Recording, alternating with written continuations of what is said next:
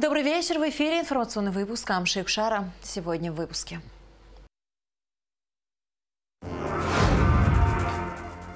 В Госдуме прошло заседание рабочей группы на тему укрепления политических и экономических связей между Абхазией и Россией. Колонна с гуманитарной помощью из Абхазии прибыла в ДНР. В селе Цандрыб Жгагрского района будет построена спортивная база футбольного клуба «Зенит». В чем причина перебоя водоснабжения в столице и какие ведутся работы?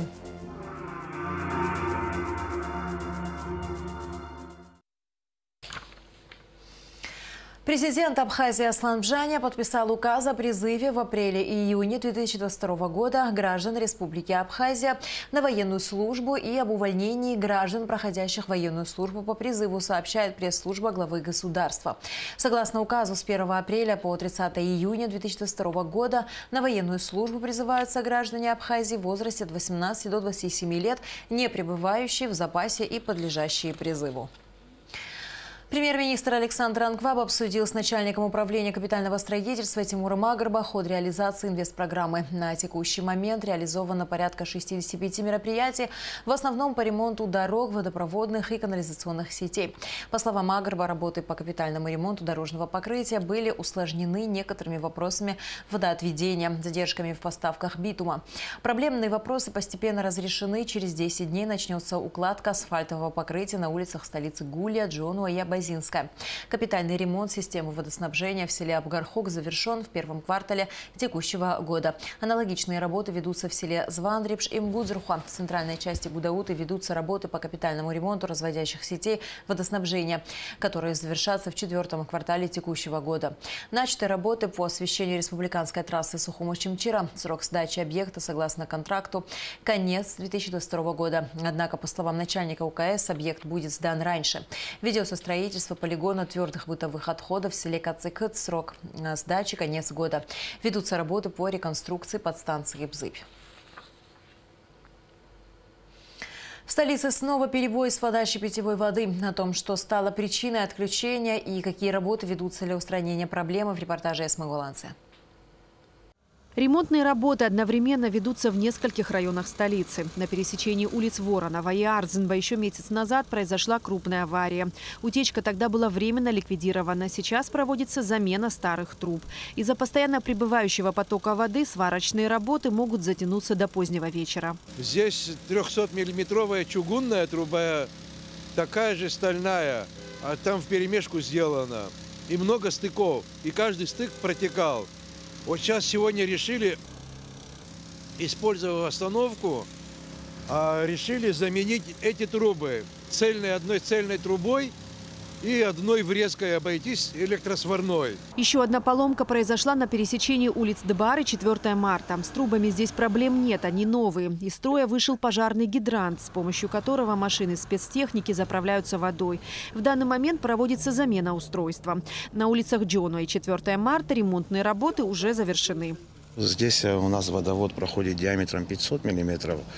Вот там катушка называется, вот эта вставка. Прокладку выдавила, мы ее восстановили, значит, поставили на место, затянули.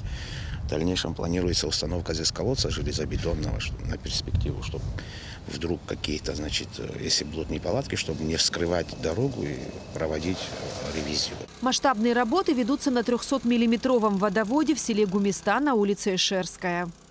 Это бывшая советская железнодорожная линия.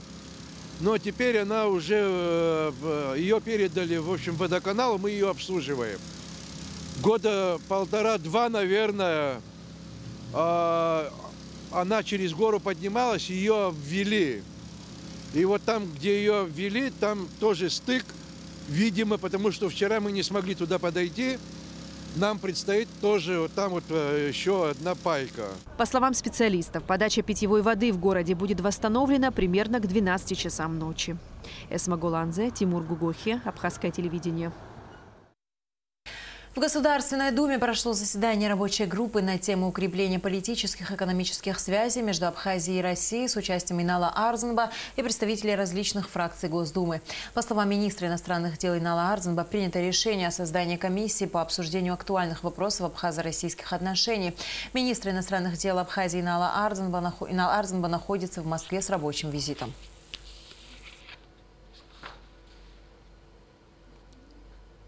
Обсудили самые такие актуальные вопросы нашего межгосударственного абхазо-российского взаимодействия и приняли решение создать определенную такую комиссию по обсуждению этих актуальных вопросов и планируем в ближайшее время соответствующее заседание расширенного комитета.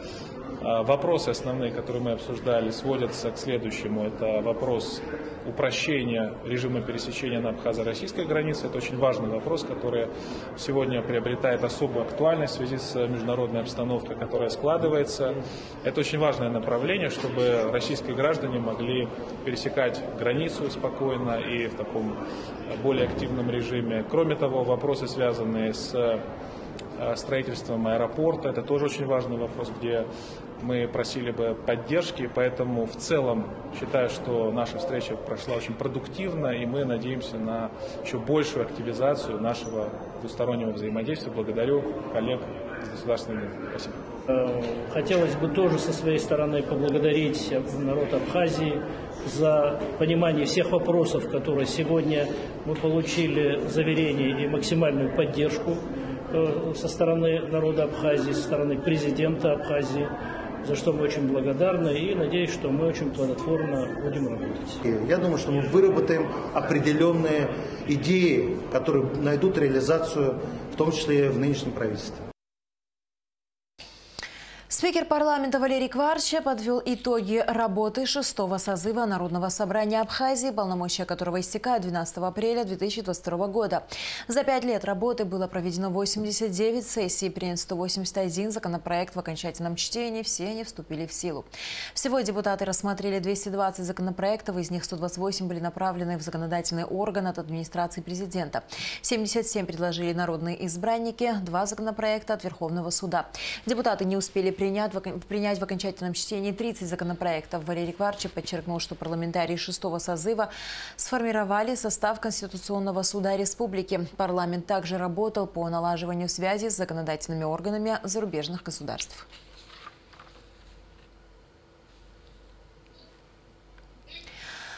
Вице-премьер-министр экономики Кристина Озган обсудила с производителями хлебобулочных изделий вопросы поставки в республику пшеничной муки и принятия мер по недопущению дефицита, сообщает пресс-служба Минэкономики. Помимо роста закупочных цен на муку, производители констатировали рост цен на ряд ингредиентов для производства хлеба в среднем на 30%. В связи с этим калькуляция меняется в сторону увеличения. Закупочные цены на данном этапе не являются окончательными и пересматриваются экспортерами ежедневно. Кристина Озган дала поручение сотрудникам министерства проанализировать ситуацию на рынке мукомольной продукции и внести свои предложения по удержанию цен, которые были утверждены в прошлом году, а также рассмотреть вопрос о государственной поддержке производителей.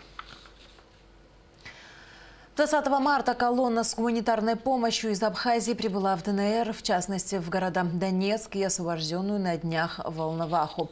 Сотрудники спасательного ведомства доставили в Донецкую Народную Республику электрогенераторы, макаронные изделия, муку, сахар, бутилированную воду, консервы. По словам министра Льва Квициня, помощь была передана властям ДНР для дальнейшего распределения среди пострадавших в результате боевых действий жителей ДНР.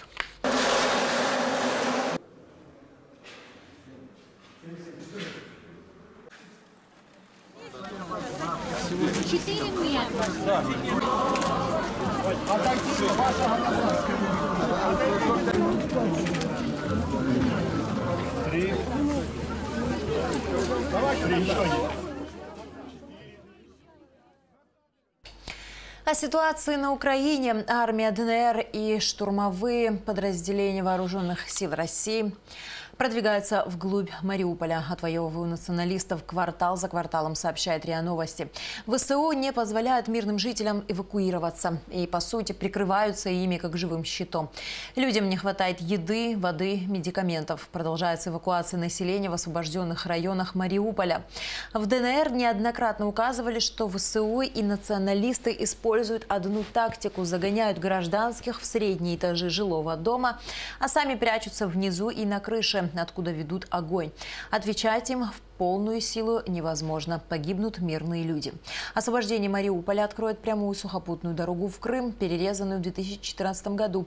Это значительно упростит транспортировку гражданских и военных грузов. В перспективе наладится и пассажирское сообщение. По данным Минобороны России, за последние сутки российские военные продвинулись на 6 километров и овладели населенным пунктом Урожайное. За сутки были поражены 137 военных объектов Украины, сбиты 14 беспилотников, уничтожены 9 танков, 7 БМП и БТР. Военнослужащие российской военной базы Южного военного округа, дислоцированной в Абхазии, проходят курсы специальной подготовки водителей военной колесной техники на сложных участках дорог в условиях горной местности, сообщает пресс-служба ЮВО. Особенностью подготовки водителей в экстремальных условиях является преодоление различных рельефных препятствий, горных рек, оврагов, сложных серпантинных участков с большими уклонами и крутыми поворотами, каменных завалов, участков вязкого грунта с использованием штатных средств самовытаскивания. Ограничение прав уполномоченного по правам человека и нарушение закона уполномоченного по правам человека в Абхазии. Под таким названием прошла пресс-конференция омбудсмена Асиды Шакрыл. На встрече с журналистами она рассказала о проблемах, с которыми сталкивается офис уполномоченного в процессе осуществления своей деятельности. Репортаж с пресс-конференции смотрите в нашей сегодняшней программе.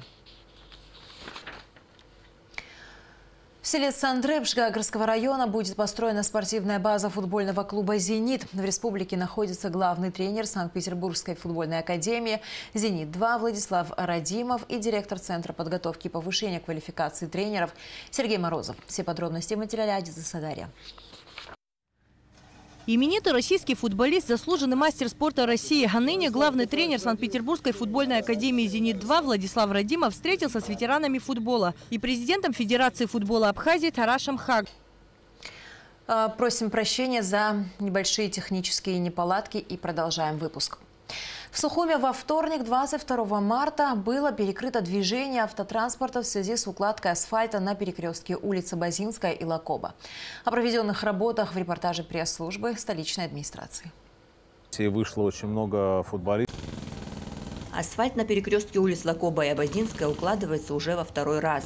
Как рассказал главный инженер фирмы «Абхазрегионстрой» Анри Агрба, которому управление капитального строительства поручило заняться ремонтными работами, первый слой был временным, выравнивающим дорожное полотно. Поэтому в нем появились колдобины и ухабы.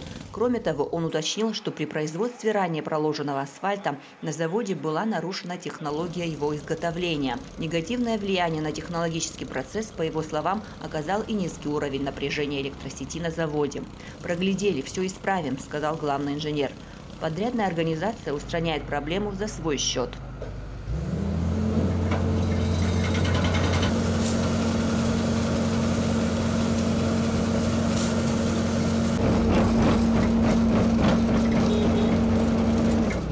Работы по асфальтированию этих улиц в юрисдикции управления капитального строительства. Глава города ратует за скорое завершение работ, понимая, что состояние улиц Сухума вызывает неудобства у жителей и гостей столицы. Поэтому инспектирует их выполнение. Обязательства же самой столицы по замене ливневых коллекторов по инвестпрограмме на 3 больших улицах были выполнены еще в ноябре. Известно, что все эти работы планировалось завершить до конца прошлого года. Мы давали такие обещания. К великому сожалению, не все в наших силах. Да. Хочу заметить, что госпредприятия, которые были задействованы по городу Сухум, они свои обязательства выполнили еще в прошлом году, там, в ноябре месяце. Но укладка асфальта, у нас таких предприятий в городе нет.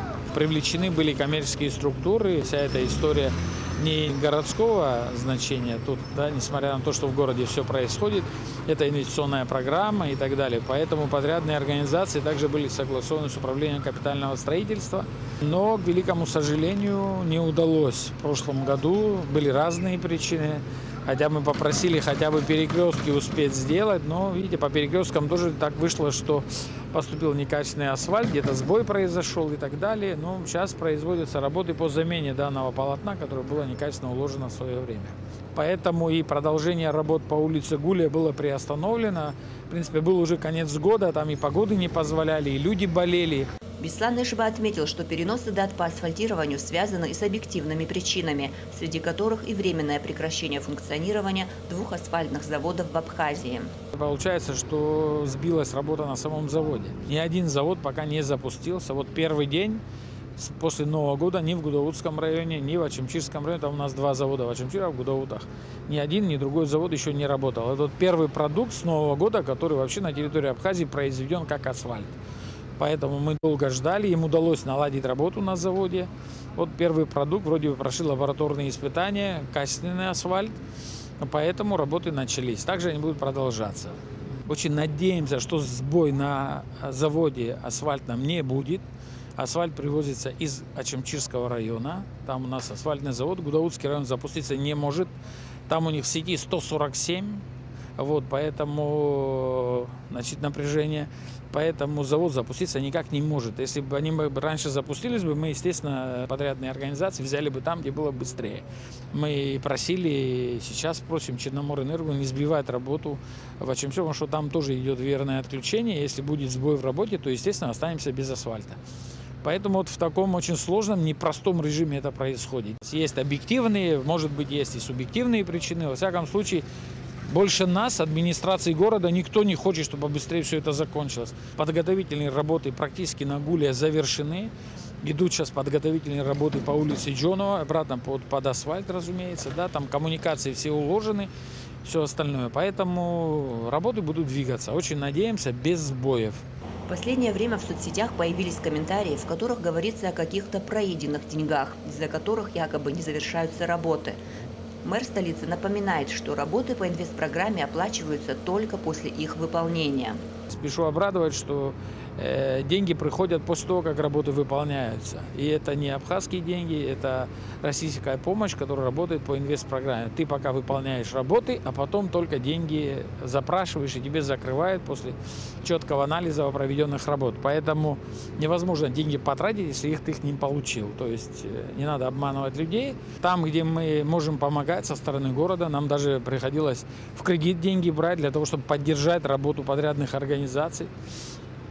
Потому что, я еще раз повторюсь, деньги российские приходят позже, чем выполняются работы. Это те, кто знают эту историю, они знают. Те, кто не знают, мы эту информацию доводим до них.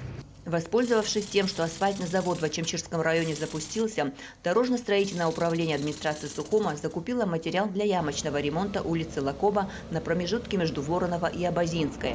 Как рассказал начальник ДРСО Дмитрий Ахуба, также планируется ямочный ремонт на улице Агума.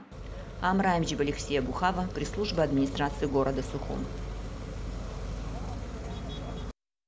В селе Сандрыб Гагарского района будет построена спортивная база футбольного клуба «Зенит». В республике находится главный тренер Санкт-Петербургской футбольной академии «Зенит-2» Владислав Радимов и директор Центра подготовки и повышения квалификации тренеров Сергей Морозов. Все подробности в материале Адицы Сагария. Именитый российский футболист, заслуженный мастер спорта России, а ныне главный тренер Санкт-Петербургской футбольной академии «Зенит-2» Владислав Радимов встретился с ветеранами футбола и президентом Федерации футбола Абхазии Тарашем Хагба на стадионе в Гагре. По словам футболиста, он не впервые в Абхазии. В 12-летнем возрасте он отдыхал в Гагре и смотрел футбольные матчи команд. Конечно, замечательные воспоминания. И то, что «Зенит» здесь помогает, и мальчишки занимаются любимым делом, это очень важная история, и дай бог, чтобы она продолжалась. Но давайте не забывать, что из Абхазии вышло очень много футболистов достойных. Если мы сейчас на память, я вспомню Дороселия, который забил мяч в финале Кубка Кубков за Тбилисское «Динамо», который известен всему миру и был, наверное, один из самых ярчайших технически обученных футболистов в истории советского еще футбола, то ничего невозможного нет. И если такие условия существуют, то я пацанам сейчас сказал: любите футбол, играйте в него как можно больше, и тогда у вас что-то получится. На встрече также присутствовал директор Российского центра подготовки и повышения квалификации тренеров Сергей Морозов. Обсуждался проект по строительству спортивной базы для футболистов Академии, молодежных и женских команд на территории Сандрыбша в Гагарском районе. Спортбаза станет отличной площадкой для тренировок молодых футболистов футболиста в Академии «Зенита», а также даст толчок развитию спорта в Абхазии. Конечно, эта база будет способствовать развитию футболистов. Будем делать все для того, чтобы ваши мальчишки могли там совершенствовать свое мастерство по всем видам спорта, потому что там в составе базы планируются и футбольные поля, и универсальный спортивный зал, и бассейн, что позволяет, в общем-то, развивать наших детей. Решение принято и решение окончательное. Делегация в полном составе посетила новоафонский филиал Академии «Зенит», где главный тренер футбольного клуба «Зенит-2» Радимов провел тренировку с учениками Академии.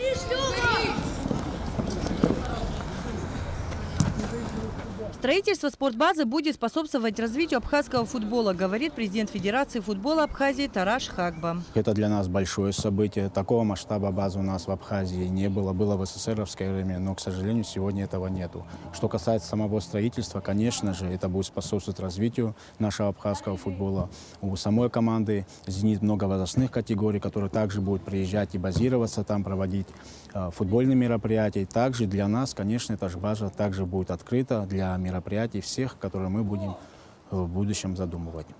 Академия футбольного клуба «Зенит» открылась в Абхазии 27 марта 2021 года. Сегодня в отделениях филиала Академии в Гудауте, Сухуми и Новом Афоне тренируются юные футболисты с 8 до 15 лет. Адица Сагаря, Константин Паруло, Абхазское телевидение.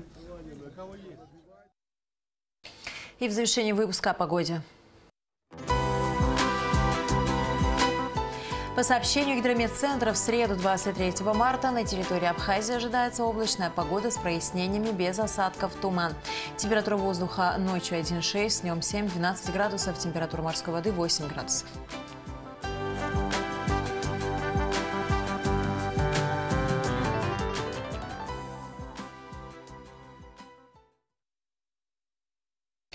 На этом наш выпуск завершен. До скорых встреч в эфире.